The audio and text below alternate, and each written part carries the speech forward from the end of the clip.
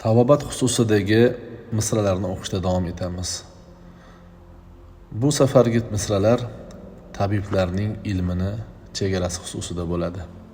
Tabobat juda muhim soha, juda zo'r ilm, lekin boshqa bir haqiqat ham bor. Inna tabiba lahu ilmun yadullu bihi ma dama fi ajali al-insani ta'khiru hatta idha ma qadat ayyamu muhlatihi hara at-tabibu wa khanathu al-aqaqiru. Ya'ni albatta tabibni ilmi bo'ladi, tabibda ilm bo'ladi, u bilan kasalni shifoga boshlaydi. Modomiki kasal insonning ajalida hali ta'xir bo'lsa, hali yashash muddati bo'lsa, ajali kelmagan bo'lsa, lekin uning muhlat kunlari tugagan bo'lsa, ya'ni dunyodagi muhlati tugagan bo'lsa, tabib hayratda qoladi, ilmi yetmaydi, unga dori-yu tabletkalari xiyonat qiladi. Dorisi ham, tabletkasi ham, davosi ham endi uni aytganini qilmaydi deydi.